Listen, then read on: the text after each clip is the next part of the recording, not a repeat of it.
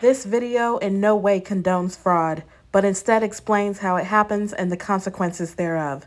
Scammers, beware. By the end of this, you'll reevaluate what you think you plan on doing. Scammers are always out here trying to make some fast money. And lucky for them, there's a million ways to do it. Unfortunately for us, one of those ways is check kiting, which is basically when one check pays for another. What? Bro, what are you talking about, man? Okay, so here. In regular check fraud, scammers want to deposit a fake check and withdraw the cash before the check bounces. Usually, once they deposit that check, they have a couple of days to take the money out before the bank suspects a thing. These couple of days, called the float time, is really what scammers are taking advantage of here. Most banks want to give customers access to at least some of the deposited funds immediately.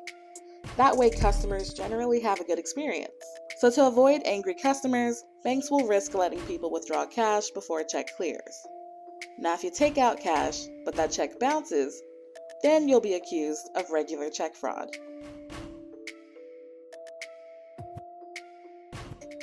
Well, for check kiting, scammers deposit a fake check into one account, but instead of taking out cash at the ATM, they write another check to another account before that first check bounces. At the heart of it, that first bad check is funding another check, which can be used to fund another and another and another.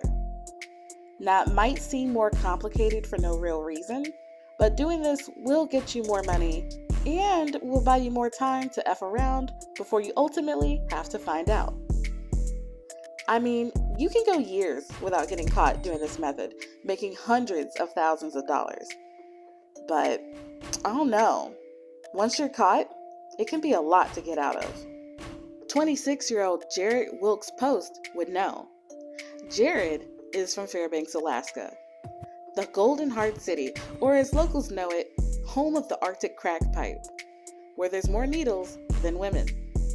In Fairbanks, there was a 70% increase in drug overdoses over the course of 2 years. Now, this contributes to a city culture where Fairbanks already has the highest crime and murder rate in the state. This place can be a rough place to be, which is probably what motivated Jared to want to level up by any means necessary. And when I say any means, I mean he'll do whatever it takes. Credit card fraud, third-degree burglary, first-degree burglary, theft. He's in the streets for real. But those charges don't really compare to the charges that got him 78 months in prison. Between 2017 and 2021, Jared and his buddy would reach out to folks on Facebook, Instagram, and TikTok and convince them to let him deposit checks into their accounts and withdraw whatever funds he could using ATM withdrawals and more checks. Now, he called his victims plays. Yes, plays. As in, if he was talking to you, you were about to get played. So for instance, he'd approach one play, asking to deposit a $1,000 check. He would then offer to let them keep $500 of that initial deposit if they write another check to him for the remaining $500. Now, the original $1,000 check would bounce. The intended $500 for the play, his victim, would then get snatched up by the bank, and the victim would be on the hooks for the other $500. I'm sure these victims usually tried to reach out to him after everything went wrong, but by then, he'd be on his way. Because yeah, from their understanding, things went wrong, but for Jared, this was all a part of his plan. Y'all, he was really grimy.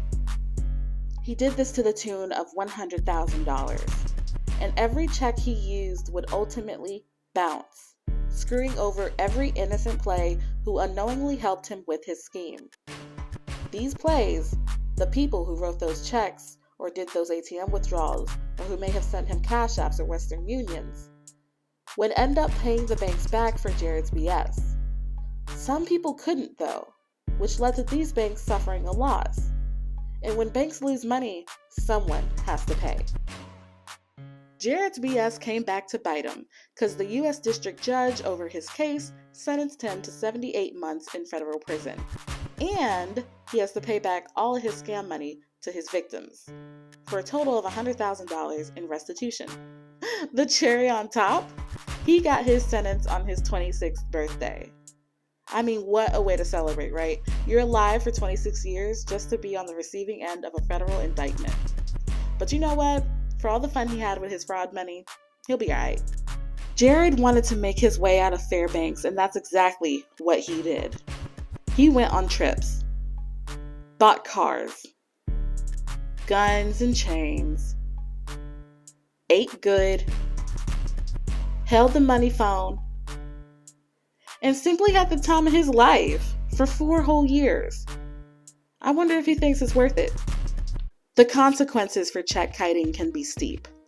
First-time offenders really can get 20 years in prison for doing this, simply because the nature of the scheme. It's so thought out and calculated. A lot of planning goes into this scheme, and it often costs banks thousands, even millions of dollars sometimes. This is one of the most premeditated financial crimes a beginner can do, so they can't just let you go. If they tap you on the wrist, they're scared you'll just do something bigger and badder as soon as you're free. With that, they have every intention on locking you up and throwing away the key. If you're ever accused of check kiting, get an attorney. But honestly, by the time you find out you're being investigated, it may be too late. Police don't need to sit you down in an interrogation room and get your side of the story. If they don't like what they see on your bank statements, that's usually enough to start charging you. So don't go out here getting no ideas. If you learned something from this video, go ahead and give it a thumbs up.